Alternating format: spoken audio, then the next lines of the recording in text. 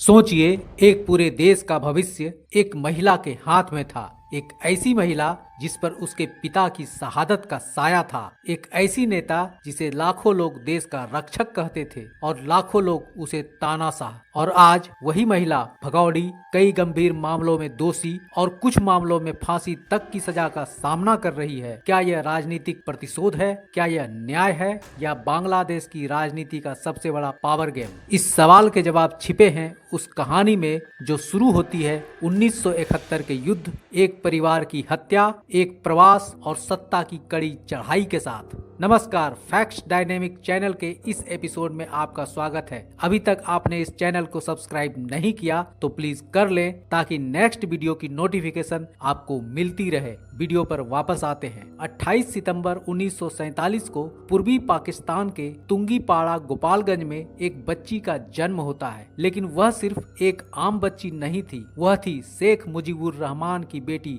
शेख हसीना, जिस शेख मुजीबुर रहमान को पूरी दुनिया बंगबंधु और Bangladesh father of the nation कहता है। 1971 के लिबरेशन वार में भारत की मदद से पाकिस्तान की हार होती है और एक नया देश का जन्म होता है, बांग्लादेश। लेकिन आजादी का वह सपना ज्यादा दिन नहीं टिका। 15 अगस्त 1975 की भोर में मुजीबुर रहमान और उनके पूरे परिवार को गोलियों से छलनी कर दिया जाता है। शेख हसीना उस वक्त जर्मनी में थी, इसलिए बच गई। 15 अगस्त 1975 के नरसंहार के बाद शेख हसीना अपनी छोटी बहन रेहाना के साथ जर्मनी और भारत में रह रही थी। 1981 में अवामी लीग ने तय किया पार्टी को फिर से जीवित करना है और इसके लिए हसीना ही सही चेहरा है। 16 मई 1981 को शेख हसीना की ढाका वापसी होती है। उस दिन एयरपोर्ट से लेकर सड़कों तक लोगों का हुजूम भरा हुआ था। भीड़ इतनी कि 1971 की आजादी के बाद पहली बार ढाका ऐसा दिख रहा था। उस दिन अखबार की हेडलाइन थी, daughter of Bangabandhu return, hope return of Bangladesh. Dhaka के मानिक मियां एवेन्यू पर लाखों की भीड़ के सामने हसीना ने कहा, मुजीब के अधूरे सपनों को मैं पूरा करूंगी। मेरा परिवार मारा गया लेकिन मैं डरी नहीं, मैं वापस आई हूं अपने लोगों के लिए। इस भाषण को आज भी कई लोग बांग्लादेश की राजनीति का टर्निंग पॉइंट मानते हैं। अवामी लीग 1975 के बाद टूट चुकी थी। नेता जेल में थे, कुछ देश छोड़ चुके थे, अनुशासन खत्म था, संगठन बिखरा हुआ था। हसीना ने एक एक शहर, जिलों और यूनियनों का दौरा किया। हर जगह रैली, लोगों से जुड़ना, शहीद परिवारों से मुलाकात, और वे सभी से एक ही बात कहती, अवामी लीग खत्म नहीं हुआ है। इस दौरान उन्होंने छात्र संगठनों को जोड़ा, महिला संगठन को मजबूत किया, पुराने नेताओं को वापस बुलाया। बांग्लादेश में उस समय मिलिट्री शासन था। जनरल हुसैन मोहम्मद इरशाद सत्ता में थे। 1983 में हसीना की बढ़ती रैलियों को देख सरकार की घबराहट बढ़ गई। हसीना को गिरफ्तार कर लिया जाता है। ढाका यूनिवर्सिटी के छात्र भी आंदोलन में उनके साथ खड़े हो गए। उनके जुलूस पर आंसू गैस के गोले दागे जाते हैं। 1985 में उनके घर पर बम फेंके गए, लेकिन सौभाग्य से वे बच गईं। हसीना ने पूरे देश में जनरल इरशाद के विरोध में कमान संभाल रखी थी। उनकी लोकप्रियता दिन ब दिन बढ़ती जा रही थी। 1990 के अंत तक छात्र, व्यापारी, कर्मचारी, किसान सभी सड़क पर उतर चुके थे। हसीना के नेतृत्व में चल रहे संयुक्त आंदोलन से मजबूर होकर आखिरकार 4 अक्टूबर 1990 को जनरल इरशाद को इस्तीफा देना पड़ा। बांग्लादेश में लोकतंत्र की वापसी का यह सबसे बड़ा मोड़ था।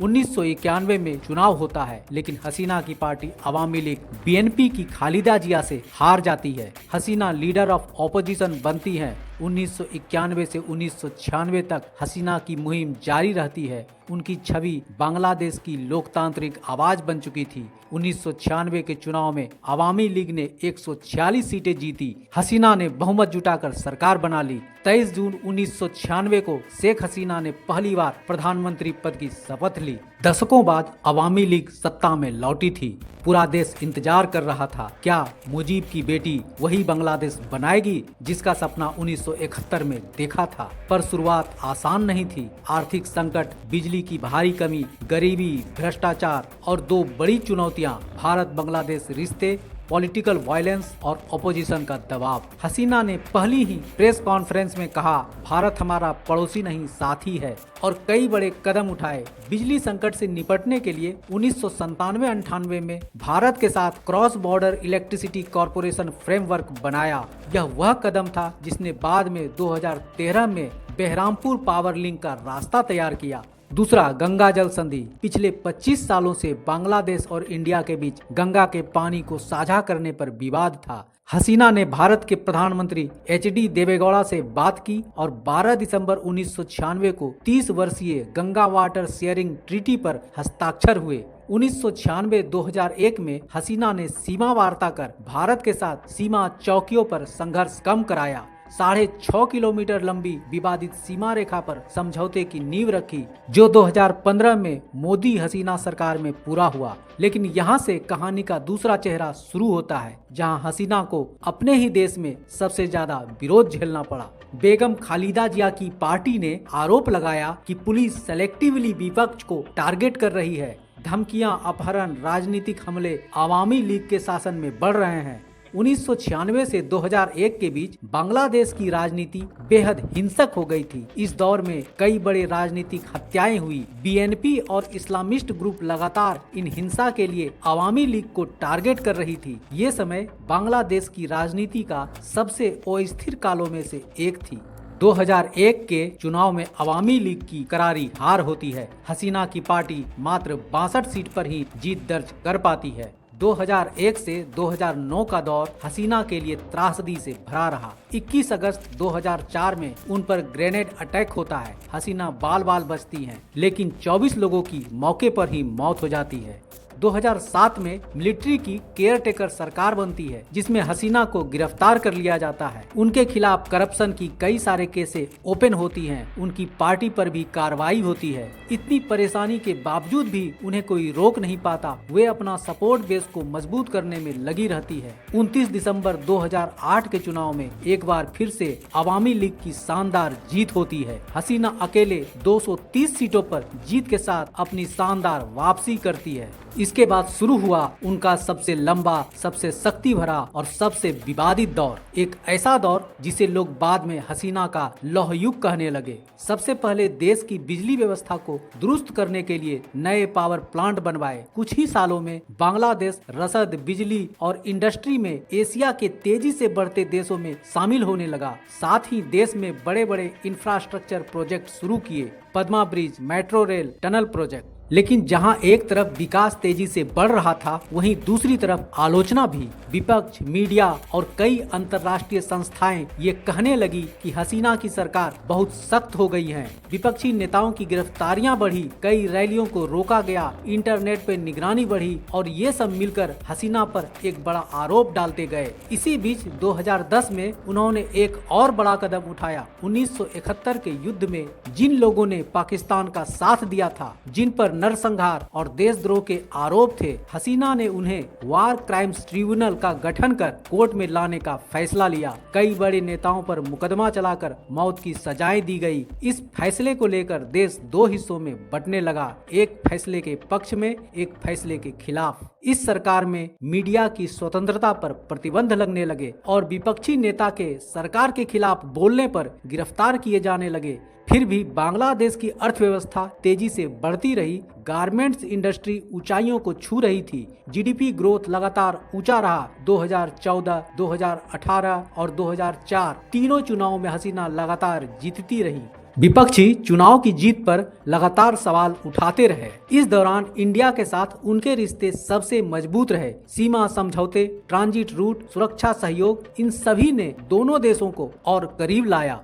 लेकिन इसी कारण विपक्ष ने हसीना पर आरोप भी लगाए कि वो दिल्ली की सरकार जैसा चल रही है। 2024 आते आते बांग्लादेश अशांत हो चला था। देश में बेरोजगारी और महंगाई बढ़ रही थी। युवाओं में बेचैनी साफ दिखने लगी थी। उसी समय सरकार ने पुराने कोटा सिस्टम को वापस लागू कर दिया, जिसमें सरकारी नौकरियों का एक बड़ा हिस्सा खास समूहों के लिए आरक्षित कर दिया। छात्रों के लिए ये फैसला एक झटका था। ढाका यूनिवर्सिटी से शुरू हुआ विरोध धीरे धीरे पूरे देश में फैल गया। पहले ये आंदोलन सिर्फ आरक्षण के खिलाफ था, लेकिन भीड़ बढ़ती गई और गुस्सा भी। कुछ ही दिनों में ये आंदोलन सीधा हसीना सरकार के खिलाफ खड़ा हो गया। सरकार और छात्रों के बीच का टकराव बड़ा होता चला गया।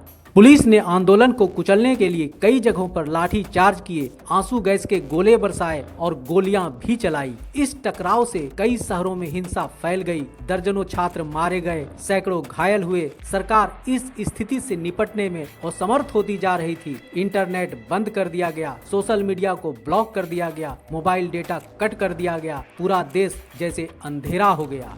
ढाका, चिटगांव, राजशाही, हर जगह आगजनी, तोड़फोड़ और सुरक्षा बलों की झड़पें बढ़ती गईं। अगस्त 2024 आते आते देश पूरी तरह से आउट ऑफ कंट्रोल हो चुका था। कई सरकारी दफ्तर जला दिए गए, सैकड़ों सड़कें बंद थी। तनाव इतना बढ़ गया कि मंत्रियों ने सुरक्षा ब्रीफिंग देना बंद कर दिया। सुरक्षा एजेंसियां भी बटी हुई दिखने लगी और देश का माहौल एक उबलते ज्वालामुखी जैसा हो गया। फिर एक दिन अचानक हसीना ढाका से बाहर निकली। कुछ घंटों बाद खबर फैल गई, शेख हसीना हेलीकॉप्टर से देश छोड़कर भारत पहुंच गई हैं। सुरक्षा दस्तावेजों के अनुसार स्थिति इतनी खतरनाक हो चुकी थी कि उनका राजधानी में रहना संभव नहीं था। शेख हसीना के देश छोड़ते ही बांग्लादेश जैसे अचानक खाली हो गया। सरकार गिर चुकी थी, मंत्री चुप थे और ढाका की सड़कों पर किसी को समझ नहीं आ रहा था कि अब देश कौन चलाएगा। इसी माहौल में सेना, न्यायपालिका और बाकी राजनीतिक दलों ने मिलकर फैसला लिया कि देश को स्थिर करने के लिए केयरटेकर सरकार बनाई जाए। केयरटेकर सरकार बनते ही देश में एक नई हवा चलने लगी, जांच पड़ताल की हवा। सालों से बंद पड़ी फाइल वापस खोली जाने लगी, रिपोर्ट निकाली गई। वो केस जिन पर कभी बात नहीं हुई अचानक राष्ट्रीय खबर बन गए। सबसे पहले सामने आया मानवाधिकार उल्लंघन का मामला। 2024 के छात्र प्रदर्शनों में हुई मौतें, पुलिस की गोलियां, RAB की कार्रवाई, सारे वीडियो फुटेज और गवाहों के बयान वापस देखे जाने लगे। इसके बाद भ्रष्टाचार की जांच, भूमि घोटाले की फाइल, विदेशी फंडिंग से जुड़े केस, सरकारी ठेकों को लेकर आरोप, सुरक्षा एजेंसियों का गलत इस्तेमाल। नवंबर 2025 में आखिरकार बांग्लादेश की अदालत ने शेख हसीना को क्रूर दमन और मानवता के खिलाफ अभियोगों में मृत्यु दंड, फांसी की सजा सुनाई, जो कि उनकी सरकार के दौरान विरोध प्रदर्शनों के दमन से जुड़ी घटनाओं से संबंधित है। यह फैसला बहुचर्चित और अंतर्राष्ट्रीय रूप से निगरानी में रहा। हफ्ते बाद अलग अलग भ्रष्टाचार के मामलों में हसीना को कुल 21 साल की कैद की सजा भी सुनाई गई। ये भूमि आवंटन से जुड़े मुकदमों से संबंधित है। बांग्लादेश सरकार ने भारत से हसीना के हवालती की फॉर्मल रिक्वेस्ट दाखिल की है। भारत ने बताया कि वह इस अनुरोध की जांच कर रहा है। यह मामला क्षेत्रीय राजनीति और कूटनीति के लिए बड़ा मोड़ है। अब एक बड़ा सवाल, क्या शेख हसीना कभी बांग्लादेश वापसी करेंगी और क्या वहां न्याय मिलेगा या राजनीति, अभी कोई नहीं जानता।